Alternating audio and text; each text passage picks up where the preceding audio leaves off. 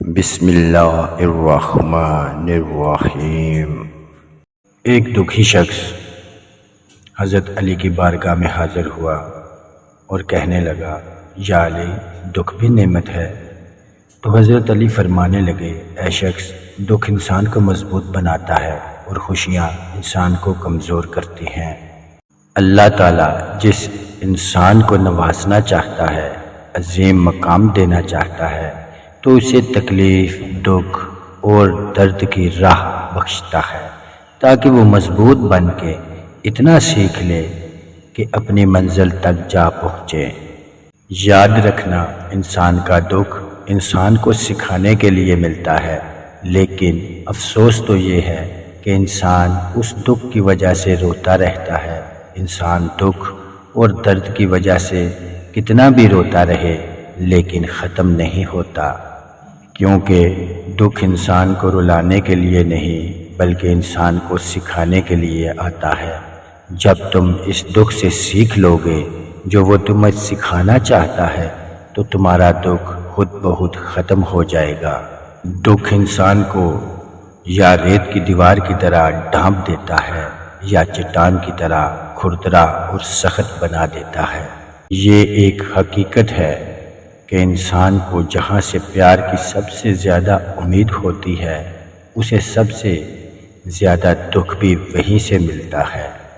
اللہ پاک کہتا ہے، کسی کو تکلیف دے کر مجھ سے اپنی خوشی کی دعا مت کرنا، لیکن اگر کسی کو ایک پل کی خوشی دیتے ہو تو اپنی تکلیف کی فکر مت کرنا۔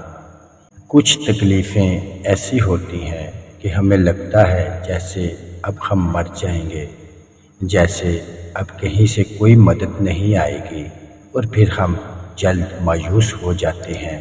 مگر جانتے ہو کہ کوئی غم بھی مسلسل نہیں رہتا، وہ ہمارا پیارا رب بڑا رحیم ہے، تمہاری سوچ سے بھی زیادہ کریم ہے۔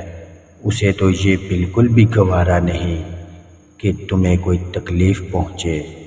اللہ تعالیٰ جس کو اپنا آپ یاد دلانا چاہتا ہے، اسے دکھ کا الیکٹرک شاک دے کر اپنی جانب متوجہ کر لیتا ہے۔ دکھ کی بٹی سے نکل کر انسان دوسروں کے لیے نرم پڑ جاتا ہے، پھر اس سے نیک اعمال خود بخود اور باخوشی سرزد ہونے لگتے ہیں۔ دکھ تو روحانیت کی سیڑھی ہے، اس پر صبر اور شکر کرنے والے ہی چڑھ سکتے ہیں۔ کچھ دروازے ہمیں خود پر خود ہی بند کرنے پڑتے ہیں۔ زندگی بھر خود فریبی اور خوشگمانیاں میں رہنے سے بہتر ہے کہ انسان ایک ہی بار خود کو جھلستی ہوئی حقیقت کے روبرو کر لے۔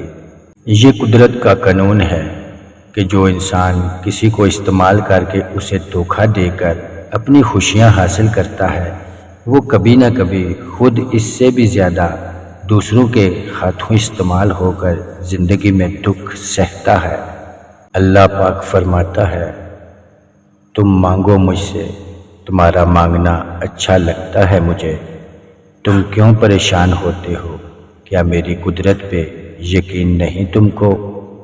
میں تو تمہاری شارک سے بھی زیادہ قریب ہوں۔ جب تم اپنی ماں کی نیت پہ شک نہیں کر سکتے تو اس پر کیسے بے یقینی جو تم سے 70 ماؤں سے بڑھ کر محبت کرتا ہے؟ مجھ سے مکمل یقین کے ساتھ مانگ کر تو دیکھو، پوری دنیا کو تمہارا وسیلہ بنا کر تمہیں نہ نوازا تو کہنا۔ جب انسان خاموش ہو جائے اور اپنے حق کے لیے بھی نہ بولے تو سمجھ جاؤ وہ اپنے اندر بہت کچھ دفن کر چکا ہے۔ اے بلندیوں کے بادشاہ، اے رب کائنات، ہمارے دلوں کو شیطان کے شر سے بچانا، صرف اور صرف اپنی رضا کا غلام بنانا۔ اے رب پاک، ہم سب کو ہمیشہ خوشحال اور آباد رکھنا، آمین یا رب العالمین۔